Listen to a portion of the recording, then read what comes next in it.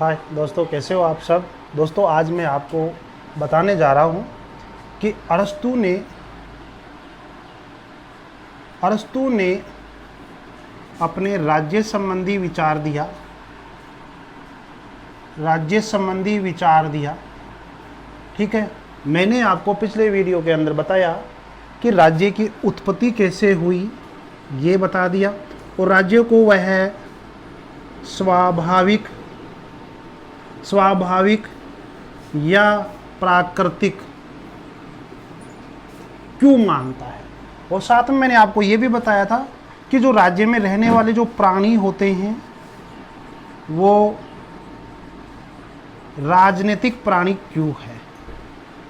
ठीक है दोस्तों, ये मैंने आपको बताया था। और ये भी बताया था कि राज्य क्या है, सावयवी अंग है। ठीक है, एक ऑर्गेनिक अंग है, सावयवी अंग है। ये मैंने बात बताई थी। आज इसके बाद में बता रहा हूं कि अरस्तु ने राज्य के संबंध में और क्या कहा, राज्य के बारे में उसने और क्या कहा।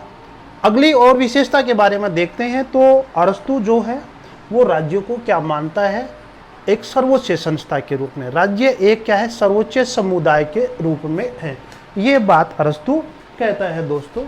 तो अब अरस्तु ने विचार दिया कि राज्य क्या है, समुदायों का समुदाय है। सबसे पहले विचार दिया कि राज्य समुदायों का समुदाय है, ये अरस्तु कहता है। ठीक है, बाद में ये कहता है कि राज्य समुदायों का समुदाय नहीं है बल्कि यह सर्वोच्च संस्था है। ठीक है, आगे देखते हैं कि राज्य एक समुदायों का समुदाय ही नहीं है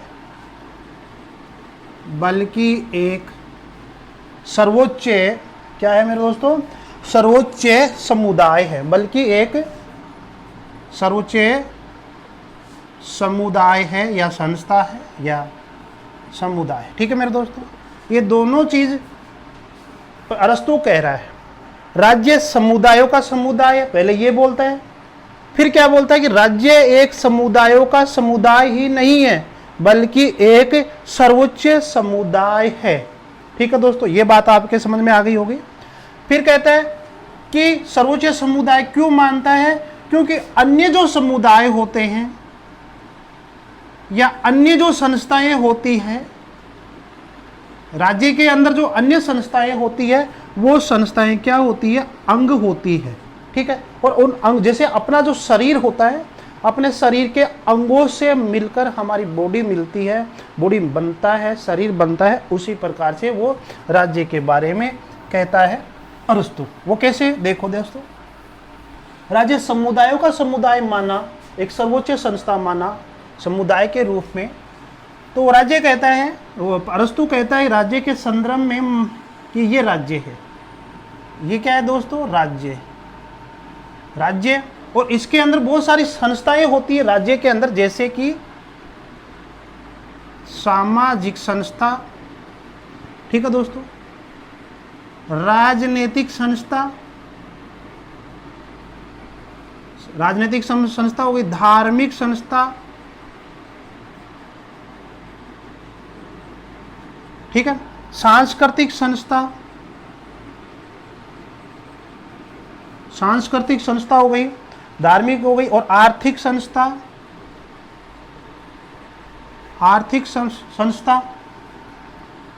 तो दोस्तों ये जो इस प्रकार की राज्य के अंदर बहुत सारी संस्थाएं होती है और ये संस्थाएं मिलकर क्या बनती है, राज्य का निर्माण करती है।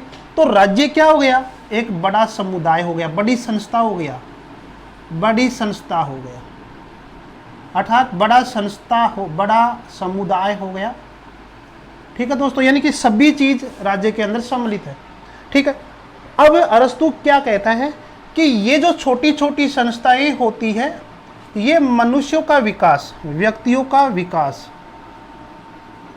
व्यक्तियों का विकास कैसे करती है? अल्प रूप से। अल्प रूप से हम कह सकते हैं आंशिक रूप से। कैसे? आंशिक रूप से। ठीक है, तो कोई संस्था किसी व्यक्ति का जो विकास है कोई बड़े रूप से कर सकती है, कोई संस्था किसी व्यक्ति का विकास छोटे रूप से कर सकती है। तो हम ये कहेंगे कि ये जो तमाम प्रकार की जो राज्य के अंदर जो संस्थाएं होती है, ये व्यक्ति का विकास आंशिक करती है, अल्प रूप से करती है, अर्थात सूक्ष्म भी कर सकती है या फिर विस्तृत रूप से या बड़े रूप से भी विकास कर सकती है। ठीक है, लेकिन सर्वांगीण विकास नहीं कर सकती। ठीक है दोस्तों, लेकिन अरस्तु कहता है कि राज्य में रहकर एक व्यक्ति है वो अपना विकास सर्वांगीण रूप से कर सकता है, यानी कि सर्वांगीण रूप से करता है। एक राज्य ही है जो व्यक्तियों का विकास सर्वांगीण रूप से करता है। इसका मतलब यह हो गया कि वह व्यक्ति का विकास सूक्ष्म से लेकर विस्तृत रूप से करता है। और मतलब हम ये कह सकते हैं कि जन्म से लेकर मृत्यु तक राज्य उसका विकास करता है। ठीक है, विकास करता है, चाहे वो धार्मिक हो, चाहे नैतिक हो, चाहे आध्यात्मिक हो, चाहे पर्सनैलिटी वाला हो, चाहे शिक्षा से संबंधित हो, किसी भी प्रकार से उसका विकास हो, वो राज्य करता है जन्म से लेकर मृत्यु तक को, जिसको अपन कैसे कह सकते हैं? सूक्ष्म से लेकर विस्तृत रूप से, यानी जन्म से लेकर मृत्यु तक विकास को। और ये संस्थाएं क्या करती है? ये संस्थाएं किसी व्यक्ति का तो ज्यादा भला कर देती है, किसी व्यक्ति का कम भला कर सकती है। ठीक है, करती जरूर है, अल्प रूप से, आंशिक रूप से कर सकती है, लेकिन राज्य के अंदर ये सभी संस्थाएं शामिल होने के कारण राज्य एक बड़ी संस्था बन गया, राज्य एक बड़ा समुदाय बन गया। इसलिए समुदायों का समुदाय क्या हो गया?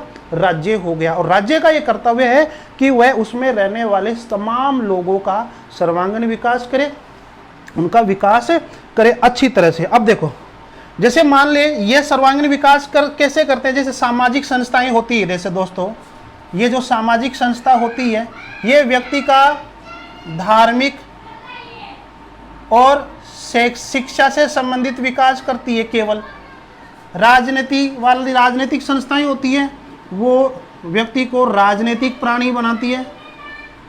ठीक है दोस्तों, एक तरह से। और धार्मिक संस्थाएं भी क्या करती है? धार्मिक और आध्यात्मिक बनाती है, व्यक्ति को आध्यात्मिक बनाती है, आस्तिक नास्तिक बनाती है, इस तरह से समझो आप। और सांस्कृतिक संस्थाएं होती है, वो मनोरंजन प्रदान करती है, तो इसमें क्या है कि वह व्यक्ति अपने संवेगों के ऊपर क्या रहता है? कंट्रोल रहता है, अपने संवेगों का विकास करता है सांस्कृतिक रूप से। आर्थिक जो संस्थाएं होती है, वे व्यक्ति को क्या देती है?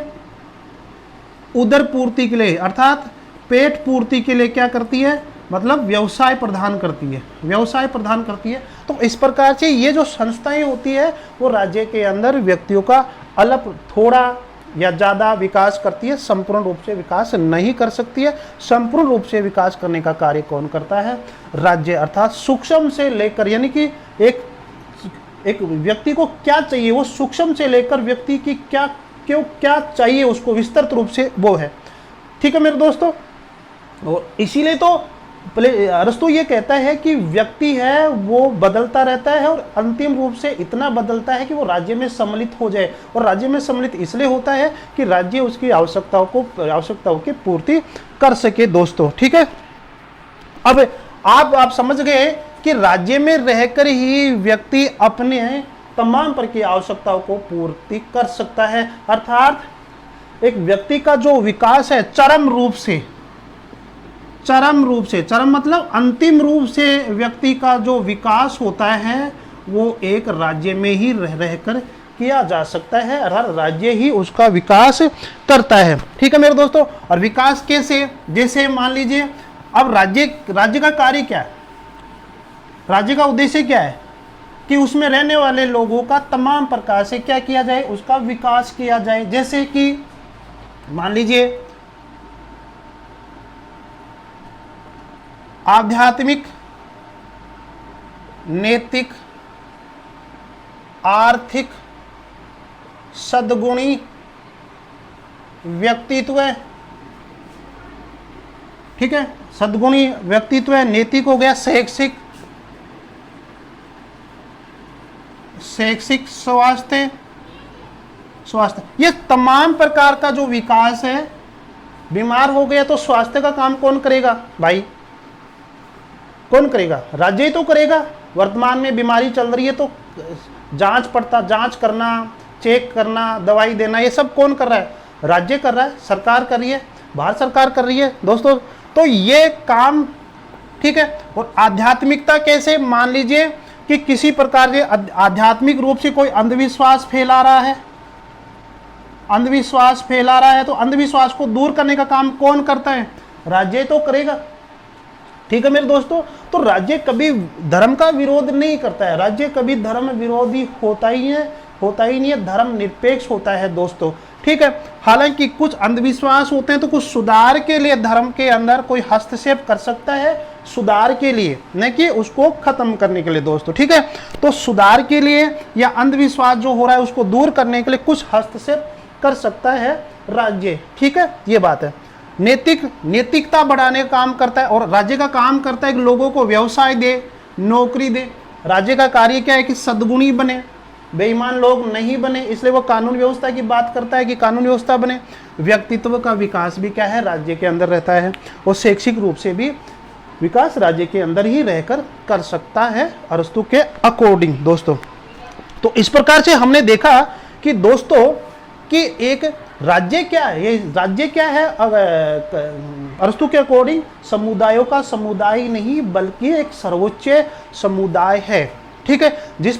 जैसे कि छोटी संस्थाएं होती है वो व्यक्तियों का अल्प रूप से या कुछ ज़्यादा विकास कर सकती है, लेकिन पूरा विकास नहीं कर सकती है।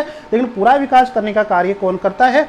राज्य करता है। इसीलिए राज्य क्या है कि समुदायों का समुदाय है, अर्थात सर्वोच्च संस्था है। और ध्यान दो, कल मैंने बताया था कि जो अरस्तु है वो राज्य को क्या नाम दिया था? काइनोनिया। याद रखना, काइनोनिया, काइनोनिया। आपसे पूछा जाए कि अरस्तु के अकॉर्डिंग राज्य के बारे में कहा गया कि ये राज्य है, तो राज्य का नाम क्या दिया? जैसे आज हमारे राज्य का नाम क्या है? भारत, ठीक है, इंडिया है। भाई राज्य का मतलब अपने आप में भारत होता है, राष्ट्र होता है, देश होता है दोस्तों।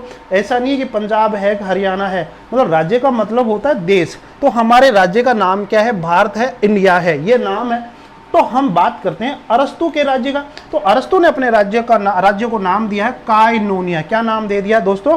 काइनोनिया। तो आपने देखा कि राज्य अरस्तु के अकॉर्डिंग समुदायों का समुदाय क्यों है? क्योंकि उसी में रहकर व्यक्ति अपना सर्वांगीण विकास कर सकता है।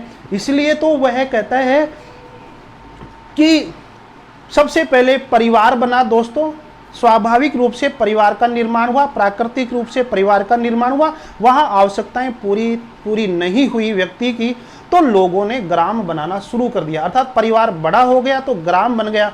वहाँ पर जनसंख्या ज़्यादा हो जाती है, लोगों की आवश्यकता पूर्ति नहीं होती है, तो लोगों ने एक बड़ा समाज बना दिया, जिसको अरस्तु क्या कहता है? राज्य कहता है। और काइनोनिया कहता है कि इस बड़े समाज के अंदर, इसी राज्य के अंदर लोगों का सर्वांगीण विकास होता है। इसलिए राज्य क्या है? समुदायों का समुदाय है। दोस्तों आप समझ गए होंगे।